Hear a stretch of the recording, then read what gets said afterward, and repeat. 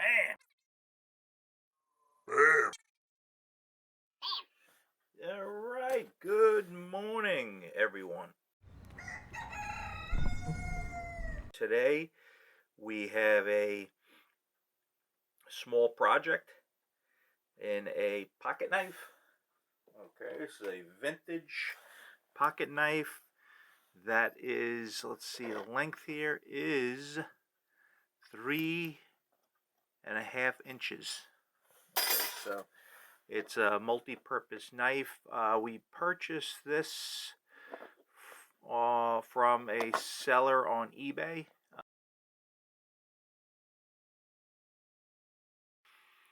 For the specific purpose of restoring it on our channel. Okay, it looked like a great candidate because for a few different reasons. Number one, it's vintage. Okay. Number two, it's very rusty. The parts appear to be frozen with rust. And number three, it is red and chrome, which if you watch our channel, you know that we love red and chrome.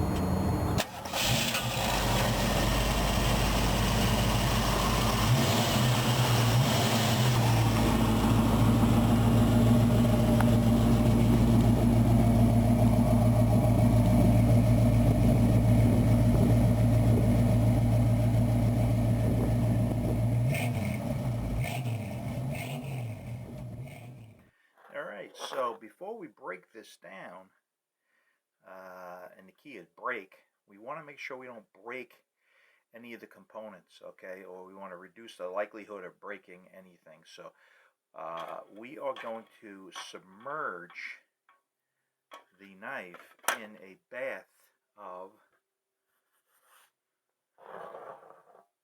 liquid wrench.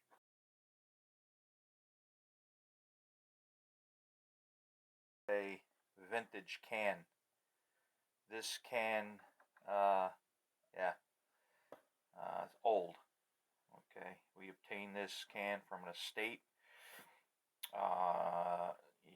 So probably on the shelf for about, guessing about 40 years.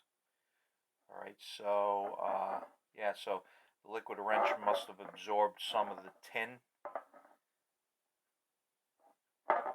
but it's not going to affect the performance. All right, that's been in there for about 20 minutes. We're just going to pull that out. All right, we dried that off. Now we're going to hit that with our degreaser.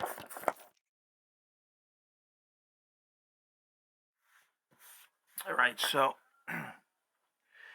we let that sit and for 20 minutes in the liquid wrench, and you can see right off the bat this piece is loose. Alright, so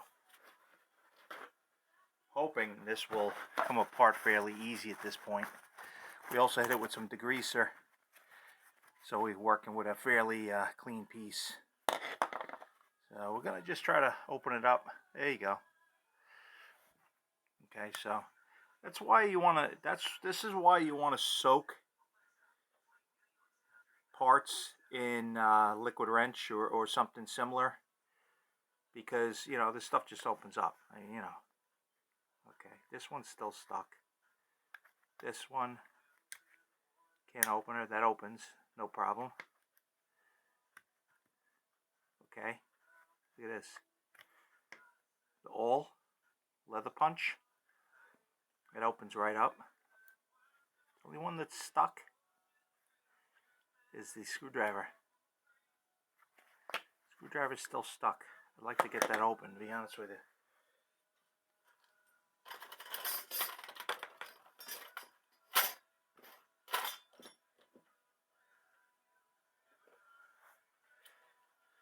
I'm just going to apply a little bit of pressure, not a lot, with a screwdriver here. There you go. See that? Didn't take much. First thing we're going to do is we're going to remove the loop.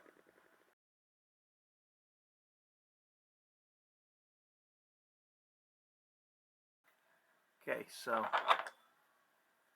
this pin has to come out.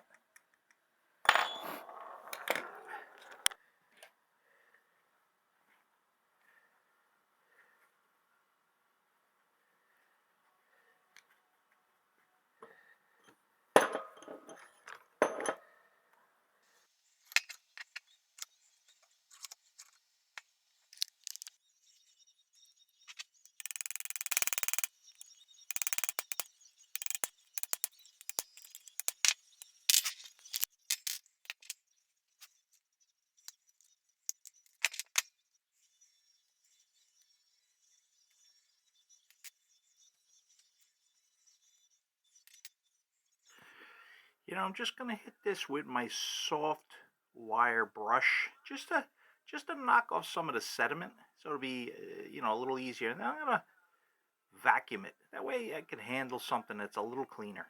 All right, so let's get that out.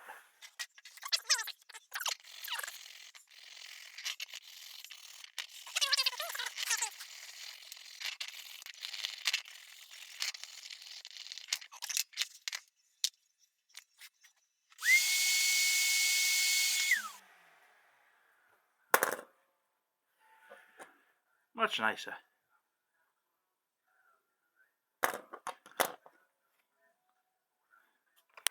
All right, so what we're going to do next is we're going to remove these pins. Okay, there's 2 pins here. Okay.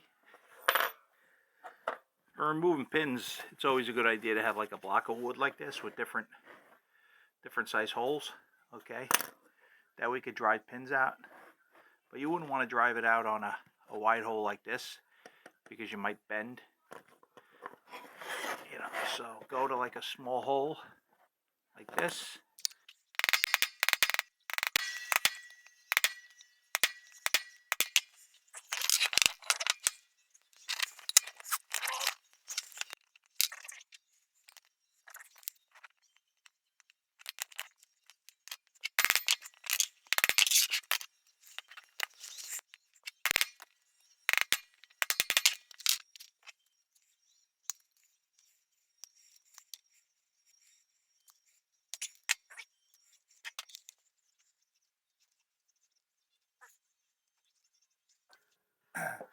All right, so I've got that in my 5176, and what we're going to do is we are going to hammer down on this pin. This pin is like flattened out.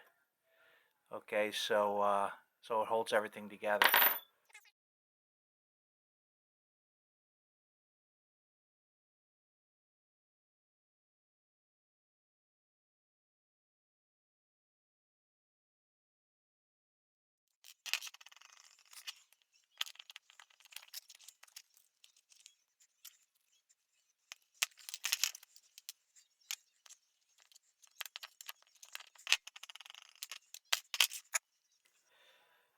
All right, there you go.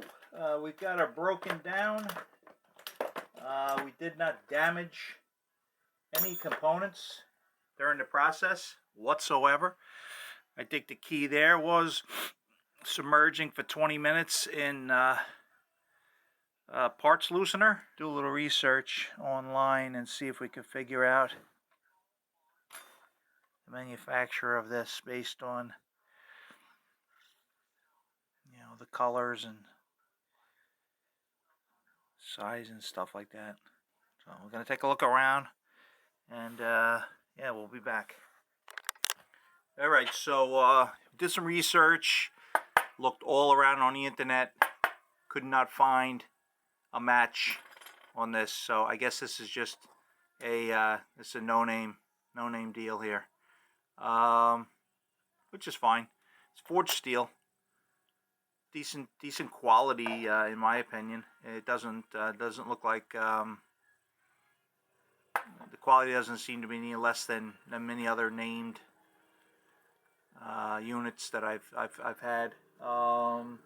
Very similar, in fact. We're gonna do a full restore of it. Okay, it's totally, there's no pieces missing, no parts missing, and it should look really nice when done. I think what I'm going to do is I'm gonna clean up everything, polish it, and then then we will plate it with nickel. We'll plate all of the components with nickel. Okay, and then we will paint. We're going to use like a Craftsman red. I don't know if they have their own color, but I'm going to use a red that I've used on other Craftsman tools that I really like.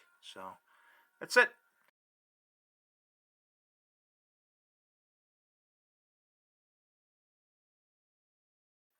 Bam!